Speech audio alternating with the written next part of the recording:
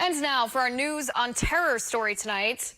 According to South Korean officials, despite recent setbacks and direct talks between the United States and North Korea, the North Koreans now say they want to denuclearize by the end of President Trump's term in office.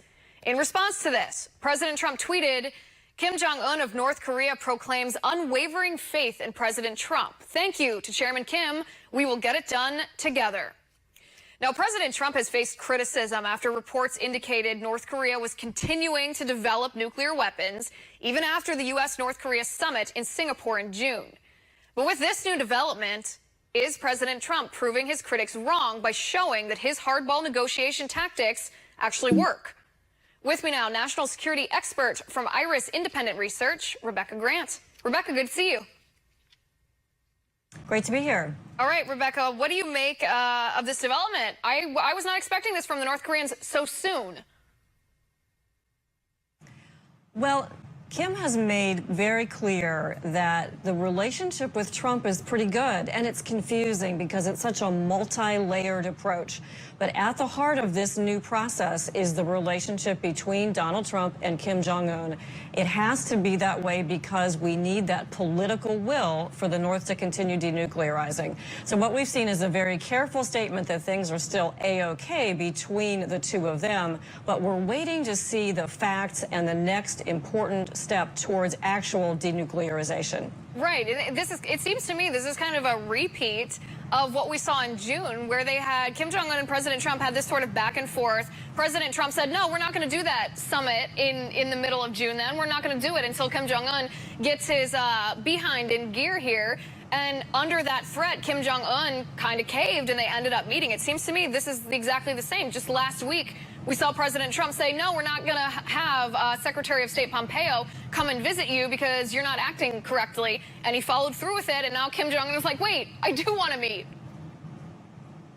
Right, it is a little bit of a repeat, and we see that pressure followed by possibly some progress forward. The North Korean state media came out with great phrases like there'll be a cradle of peace.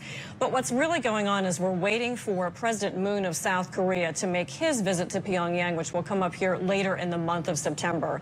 Also coming up next week is North Korea's 70th anniversary. So there may be some more statements from Kim Jong-un letting us know if he's ready to take the real next step, which would be something like giving us an inventory of his nuclear weapons, perhaps allowing international inspectors in to look at the sites.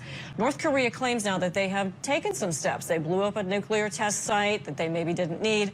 They dismantled some missile testing apparatus, but we want to see some additional steps. And we know there are a couple sticking points, the peace treaty and also North Korea's security guarantees still standing in the way of further progress. Well, isn't that kind of the question, though? That's sort of where maybe this game of chicken is coming from, because each country wants the other to take the first step here. Kim Jong-un wants concessions from President Trump, and President Trump's like, I don't trust you. You have to do something to me to prove that you're negotiating in good faith before I'm going to give anything up. But Kim Jong-un's just pushing back on that a little.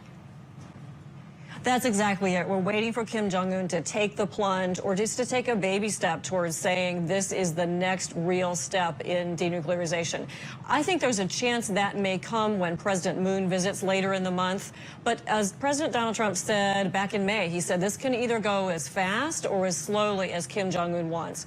But the one crucial ingredient that we're going to need is this relationship between Kim and Trump. We've got to see Kim's political will, and the fact that Kim is ready to say good things still about Trump tells us that there is still a chance for denuking to move forward. It's on track, but it's stalled, but we may see that political will for it to move forward. Certainly, there is no going back for North Korea, and Kim knows that. He's got to get that sanction pressure off, and that will take concrete denuking steps. Right, and I think we need proof of that, and that's what we're waiting for. So there was one development this morning, too, that I wonder your opinion on how this plays in. The U.S. revealed that North Korea was, in fact, and we had speculated that they were, but North Korea was, in fact, behind the Sony attack and the WannaCry virus.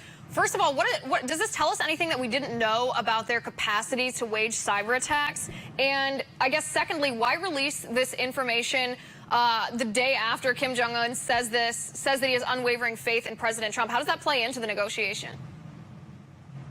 The U.S. intelligence community has said for a long time that the North Koreans have stunning cyber capabilities. And so it's ironic that one of the sticking points is North Korea wanting security guarantees because their cyber capabilities aren't on the table. It's just the nuclear weapons. So I think there's a little bit of back channel play here with releasing this information. The really new piece was that North Korea had targeted Lockheed Martin, which makes the Theater High Altitude Air Defense ballistic missile interceptor that's deployed in South Korea. So by letting this information out, to me, the Trump administration is saying, hey, you can go ahead and denuke because you know you've got these cyber capabilities. And by the way, we're watching you very carefully. So it goes to that issue of North Korean so-called security guarantees. And I think it's just a little additional pressure to get Kim to move forward with real denuclearization. Right. It's that little bit of leverage that says, listen, we know you did this, so you're going to have to take the first move. Interesting. It'll be interesting to watch, like you said, the meeting between Kim and South Korean President Moon later this month. Maybe we'll know more information about that. Dr. Grant, thanks for being here.